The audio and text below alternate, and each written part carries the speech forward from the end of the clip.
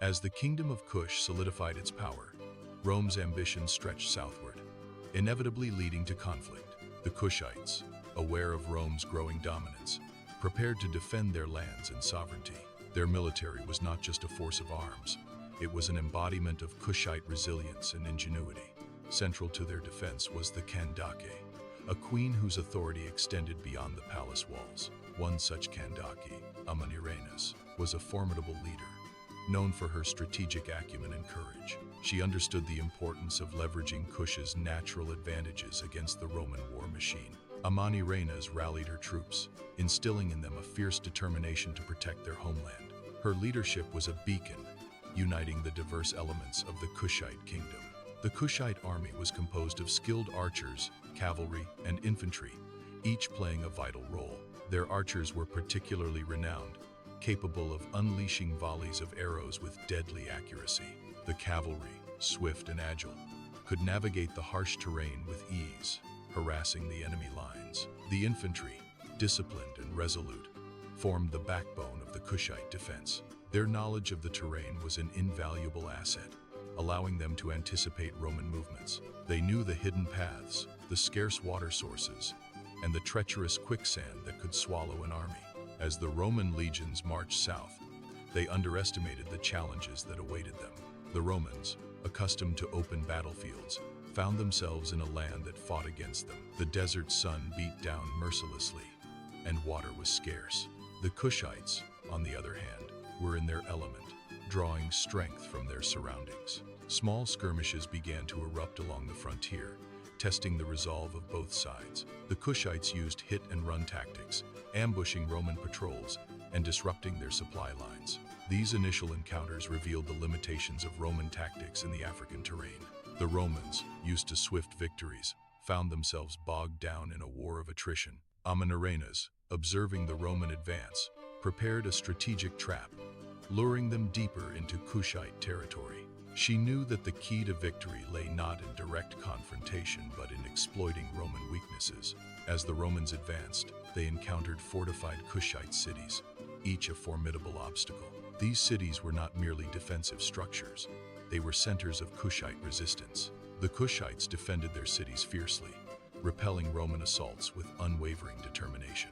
The siege of these cities proved costly for the Romans, both in terms of manpower and resources. Amanirenas, meanwhile, continued to harass the Roman forces, disrupting their plans and morale.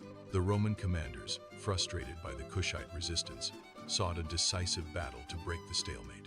Amanirenas, however, refused to engage in a large-scale confrontation, preferring to wear down the enemy.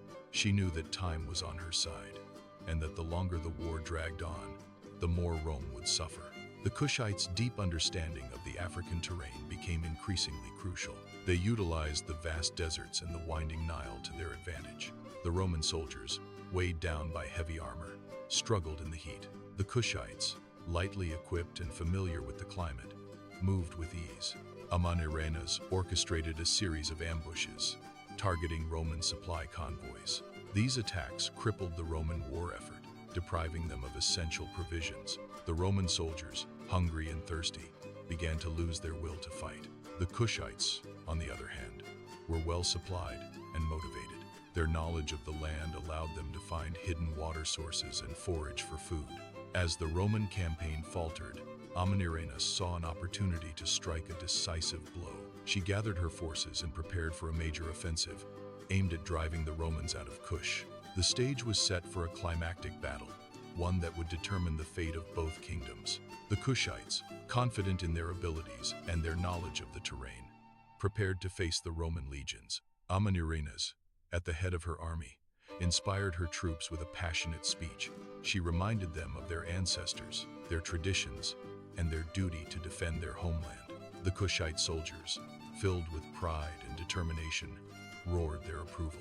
The Roman legions, weary and demoralized, braced themselves for the coming onslaught.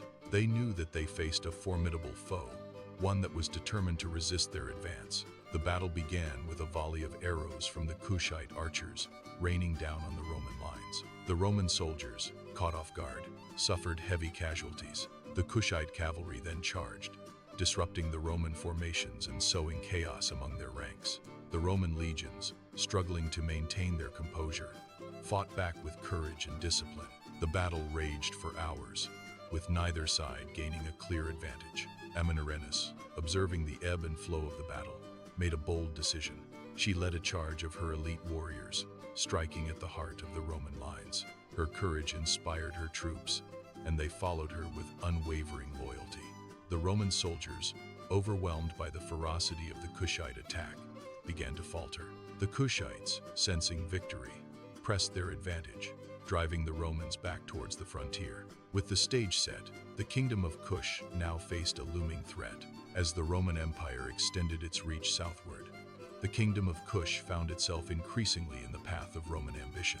Rome's shadow stretched long, but Kush stood firm, ready to defend its lands. Despite Rome's military might, Kush managed to resist and even defeat several Roman campaigns. Each victory was a testament to their courage and strategic brilliance. The Kushites' mastery of the terrain played a pivotal role in these victories, enabling them to outmaneuver and ambush Roman legions. The legions were unfamiliar with the harsh African landscape. Imagine Roman soldiers, clad in heavy armor, struggling through the scorching desert. They were easy targets for the swift and adaptable Kushite warriors. The Kushite archers, renowned for their skill and accuracy, proved particularly effective against Roman formations.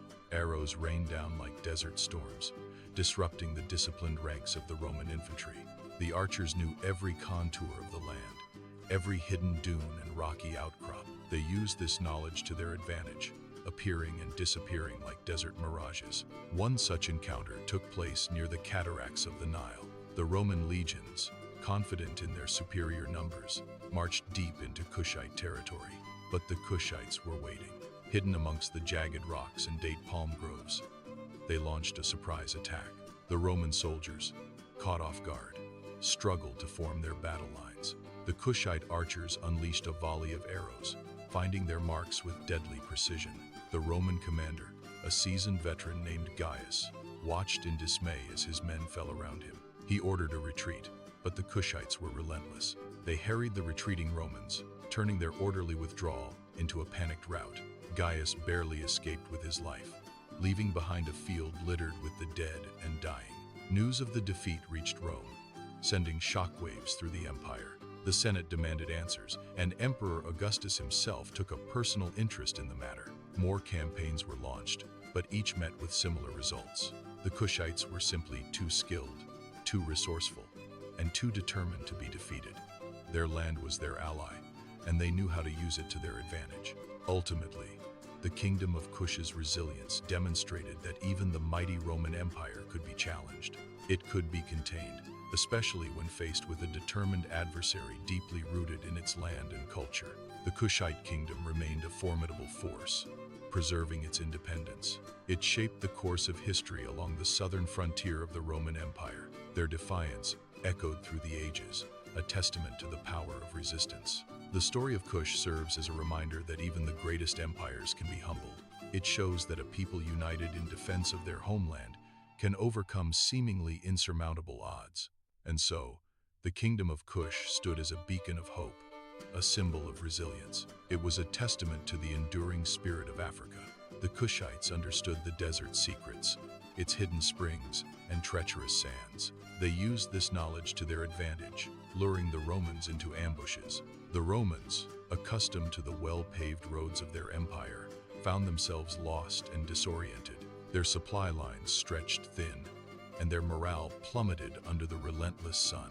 The Kushite warriors, on the other hand, were perfectly adapted to the environment. They moved swiftly and silently, striking with deadly precision and melting back into the desert. Their knowledge of medicinal plants also gave them an edge, allowing them to heal their wounded quickly. In contrast, Roman soldiers succumbed to disease and exhaustion. The Kushites also employed psychological warfare, using drums and horns to create a terrifying din. This disoriented the Roman legions and sowed fear among their ranks. The Kushite queens, known as Kandaks, played a crucial role in leading the resistance. They were not merely figureheads, but powerful rulers who commanded armies and inspired their people. One such Kandake, Amanirenas, led her forces into battle with unwavering determination. She was a formidable warrior, feared and respected by both her own people and her enemies. Under her leadership, the Kushites launched daring raids into Roman territory. They even managed to capture several Roman forts, further humiliating the empire. The Romans, initially confident in their ability to crush the Kushite rebellion, were soon forced to reconsider. They realized that they were facing a determined and resourceful enemy. The Kushites were fighting for their very survival, and they were willing to do whatever it took to defend their homeland. The Roman campaigns against Kush were costly and ultimately unsuccessful. The empire was stretched thin, and it could not afford to divert more resources to the southern frontier.